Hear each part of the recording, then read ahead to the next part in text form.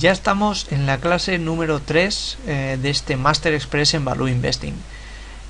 Si te acuerdas de lo que vimos en la anterior clase, vamos a repasarlo para verlo y que lo tengas reciente. En la clase pasada lo que vimos era cómo saber cuando una empresa es lo suficientemente sólida para incluirla en nuestra cartera, y lo mirábamos a través de dos ratios, que eran el ROA y era el ROE. Entonces, se consideraba que la empresa era sólida cuando tenía datos de ROE y de ROA estables en el tiempo. Normalmente pues lo mirábamos a 3-4 años y mirábamos que esos datos fuesen estables.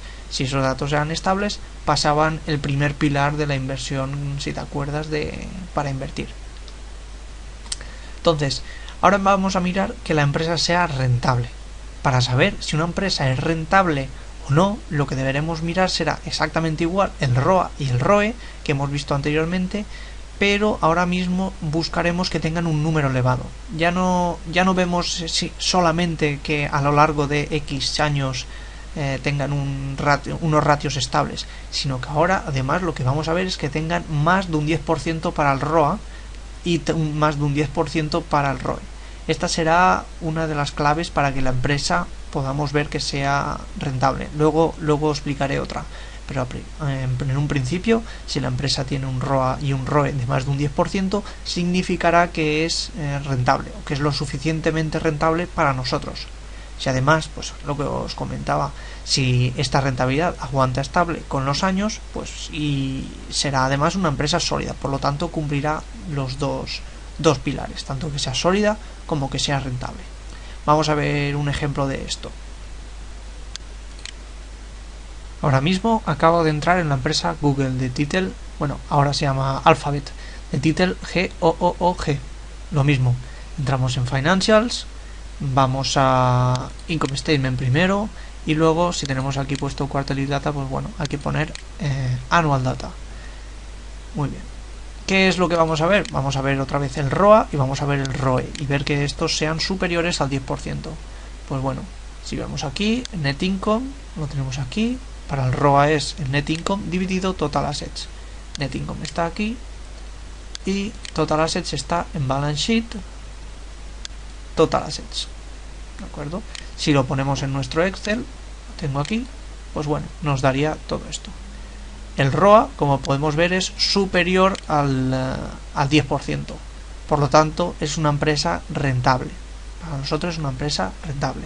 Y el ROE es exactamente igual, simplemente dividiendo el Net Income entre el Total Equity o patrimonio neto.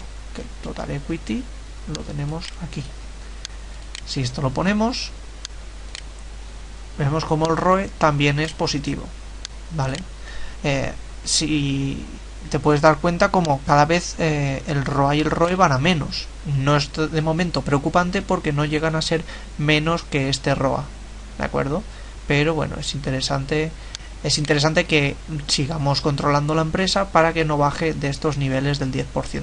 Si bajan, pues bueno, podríamos valorar entrar en otra empresa, ¿vale?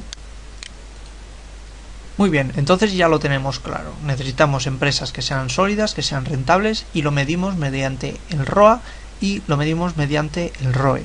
Que sea estable, que sea muchos años con ROAs y ROEs de más de un 10%, y eso significará que la empresa es estable y es rentable. Es decir, que cumple el primer y el segundo pilar. Pero no solamente esto, ¿vale? Vamos a ver una tercera forma para medir la rentabilidad, y esta sí que es extremadamente importante que la contemplemos. Este va a ser el ratio ROEF. No vas a encontrar información en internet porque es que este ratio como tal no sé si existe o si no existe, pero vamos, este ratio es bastante interesante, y lo mismo, vamos a exigirle para este ratio datos superiores al 10%. Entonces, ¿cómo se calcula este ROEF? Pues bueno, este ROEF te dejo también el Excel mediante el cual lo vas a poder calcular, y se mide mediante el Free Cash Flow dividido Equity. Es decir, el denominador sigue siendo el mismo, el patrimonio social de la empresa, pero el numerador va a ser una resta que vamos a verla ahora mismo con un ejemplo. Muy bien, estamos otra vez en Google y vamos a entrar ahora mismo, en vez de pasar al balance sheet, vamos a pasar al cash flow. ¿De acuerdo? Esto es para calcular el free cash flow. El free cash flow se calcula restando cash from operating activities, o en caso de empresas españolas, actividades caja o flujo de caja de las actividades de explotación, menos capital expenditures, es decir, el CAPEX, ¿vale? Esto nos dará el free cash flow. Este dato de aquí menos este de aquí nos va a dar el free cash flow, y eso es lo que vamos a tener que dividir con el total equity, ¿vale? Vamos a verlo con el Excel, que seguro que lo veremos mucho mejor. Aquí tenemos cash flow from operating activities, que son 120, ¿vale? Y estos son el CAPEX, que serían 40 para este ejemplo, dividido 750 al 11. Vamos a hacerlo con el ejemplo aquí que tenemos de Google. En Google serían 22.300, vamos a redondear, 1.300, y el CAPEX es de 11.000, ¿vale? 11.000. Y hemos quedado que el total equity o patrimonio neto es 104.000, ¿vale?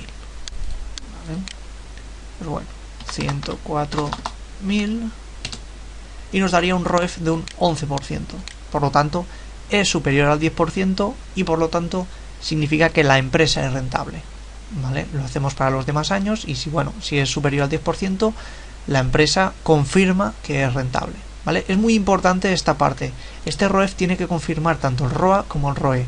Vamos a ver que, sobre todo en el caso de España, muchas veces tenemos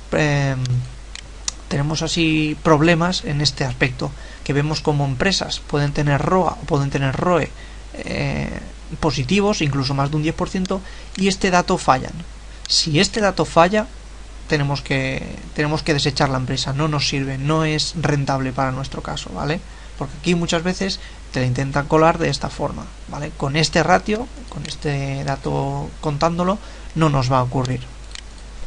Para el caso del CAPEX en empresas españolas no vamos a encontrar este dato de CAPEX, sino que estará como inmovilizado material, intangible e inversiones inmobiliarias, ¿vale? Simplemente, pues bueno, otra nomenclatura para denominar el CAPEX.